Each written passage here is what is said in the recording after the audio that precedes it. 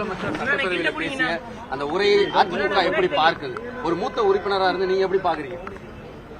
இந்த இன்றைக்கு நடைபெற்ற நிகழ்வு மாண்புமிகு கவர்னர் அவர்களுடைய உரைக்கு எதிர்க்கட்சி உறுப்பினர்கள் தெரிவித்திருக்கிற கருத்துக்களுக்கு மதிப்பளித்து முதலமைச்சர் அவர்கள் பதிலுரையாற்றுகிற நிகழ்வு. இந்த பதிலுரை என்பது கவர்னர் உரை சார்ந்த கருத்துக்களை எதையும் முதலமைச்சர் அவர்கள் எடுத்துக் கொள்ளவில்லை என்பது என்னுடைய கருத்து.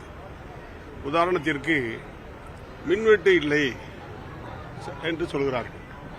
மின்வெட்டு இல்லை என்று ஒரு முதலமைச்சர் சொல்கிற பொழுது இன்றைய மின் உற்பத்தி எந்த அளவுக்கு இருக்கிறது, மின் தேவை, நுகர்வோர் தேவை எவ்வளவு இருக்கிறது, இரண்டுக்கும் இடையே இருக்கிற இடைவெளி எவ்வளவு, இது எப்படி சரி செய்யப்படும், அல்லது இடைவெளி இல்லை எதை சொல்லணும்.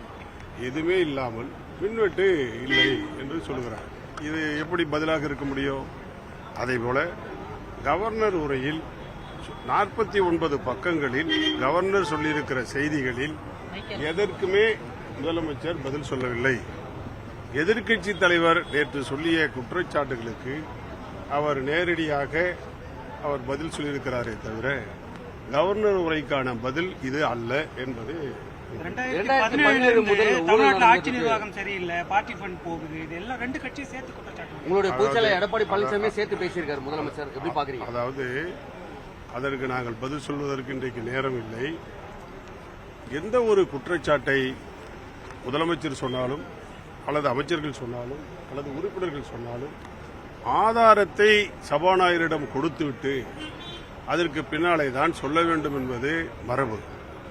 இது எதிர்க்கட்சிகளுக்கு மட்டும்தான் இந்த மரபு பின்பற்றப்படுகிறதே தவிர ஆளுங்கட்சி தரப்புக்கு இது பின்பற்றப்படவில்லை. இது முதலமைச்சருக்கும் பொருந்தும் என்பதுதான் என்னுடைய. நேற்றைய தினம் பெரியபாளையத்தில் நடைபெற்ற இந்த அமோனியா ரசாயன விஷ கசிவு காரணமாக இறந்தவர்கள், மருத்துவமனையில் அனுமதிக்கப்பட்டிருக்கிறவர்கள் தொடர்பாக 110 விதியின் கீழ் அமைச்சர் பதில் சொல்கிறார். அந்த அமைச்சர் பதில் சொல்லுகிற பொழுது அந்த இறந்தவர்களுடைய உயிரிழப்பை மதித்து அவர் பதிலளித்தாரா என்றால் இல்லை. மருத்துவமனையில் சிகிச்சைக்காக சேர்க்கப்பட்டிருக்கிறார்களே, அவருடைய நிலைப்பாட்டை பற்றி கவலைப்பட்டு அவர் பேசினாரா என்றால் இல்லை. வீர வசனம் பேசுகிறார். ஒரு காலத்தில் சொல்லுவாங்க, படையில வீர மராட்டிய சிவாஜி வீர உரையாற்றினார், அந்த மாதிரி உரையாற்றுறார். பக்கத்தில் உட்கார்ந்திருக்கிறவர் கைதட்டுறார். என்ன நிலைமை இது? மோசமான நிலைமை. இதையெல்லாம் அனுபவம் உள்ளவர்கள், பேரவைத் தலைவர்கள் தவிர்க்க வேண்டும். ஒரு நிமிஷம். இந்த சபையில் தொடர்ந்து நாட்டுப்பண், தேசிய கீதம் ஒரு முறை, இருமுறை, ஏன், எதற்காக என்று தொடர்ந்து விவாதத்திற்கு எடுத்துக் கொள்கிறார்கள். அது ஒன்றும் பெரிய விஷயமே அல்ல, ஒரு சாதாரண நடைமுறை தான். காலங்காலமாக என்னன்னு கேட்டீங்கன்னா, ஒரு அரசு விழா நடக்கிற பொழுது விஐபிகள் கலந்து கொள்கிற நேரத்தில் அந்த அரசு விழாவில் நாட்டுப்பண் பாடுவது வழக்கமானது. அதே விழா தொடருமானால், விஐபி போனதற்கு பிறகும் தொடருமானால் அங்கே நாட்டுப்பண் திரும்ப பாட மாட்டார். சரியா?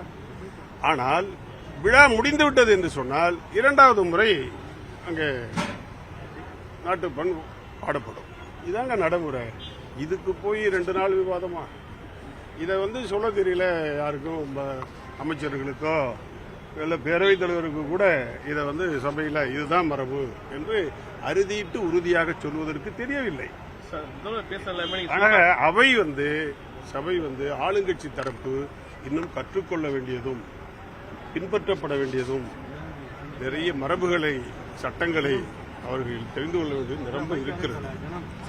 முதல்வர் பேசும்போது சினிமா பட காட்சியை பேசுற மாதிரி இருக்குது, கையசைச்சு இது பண்ணாது சொல்லிட்டு எதிர்க்கட்சியில குற்றம் சாட்டுறாரு. நீங்க எப்படி பாருங்க? அதாவது சட்டமன்றத்திற்கென்று பின்பற்றக்கூடிய மரபுகள் இருக்கிறது. அந்த மரபுகளை தாண்டி அவர்கள் தங்களுடைய நடவடிக்கைகளை செய்து கொண்டிருக்கிறார்கள். இது பேரவைத் தலைவரால் தவிர்க்கப்பட வேண்டும், நிறுத்தப்பட வேண்டும், திருத்தம் கொண்டு வரப்பட வேண்டும். அது செய்யாமல் இருக்கிறார் பேரவைத் தலைவர். முன்னாள் முதலமைச்சர் மு க ஸ்டாலின் குறித்து ஒரு கடுமையான விமர்சனமும் ஒரு குட்டி கதையும் உள்ள பேசினாங்க. இதற்கு முன்னால் உங்களுடைய அனுபவத்தில் ஏதாவது முதலமைச்சர்கள் குட்டி கதை சொல்லி பார்த்திருக்கீங்களா சட்டப்பேரவையில்? இல்லை இதான் முதல் முறையா? எப்படி இருந்தது அந்த குட்டி கதை? சரியாது? அதாவது கடந்த காலங்களில் பேரறிஞர் அண்ணா அவர்கள் முதலமைச்சராக இருந்த காலம், காமராஜர் இருந்த காலம், பெரிய பக்தவச்சலம் அவர்கள் இருந்த காலம், கலைஞர் அவர்கள் இருந்த காலம், புரட்சித் தலைவர் இருந்த காலம், எல்லாத்திலுமே சிலேடையாக பதில் சொல்லுவது என்பது இருந்திருக்கிற ஒன்றுதான். இவர் கொஞ்சம் கூடுதலா சொல்றார். உங்களுடைய சட்டமன்ற உறுப்பினர் எஸ்பி வேலுமணி முதலமைச்சரை சந்திச்சு வாழ்த்து தெரிவித்திருக்கிறாரு, நல்லா பேசியிருக்கீங்க, கையெல்லாம் குலுக்கியிருக்காரு. அது எப்படி பார்க்கறீங்க? அதாவது அது அவர் தனிப்பட்டதா? அப்படி இல்ல. ஒருவரை ஒருவர் சந்திக்கிற பொழுது அவையில் எதிர் அணியில் இருந்தாலும், எதிர் முகாமில் இருந்தாலும், எதிர் கொள்கைகளை கொண்டவர்களாக இருந்தாலும் ஒரு மரபு பின்பற்றப்படும். அது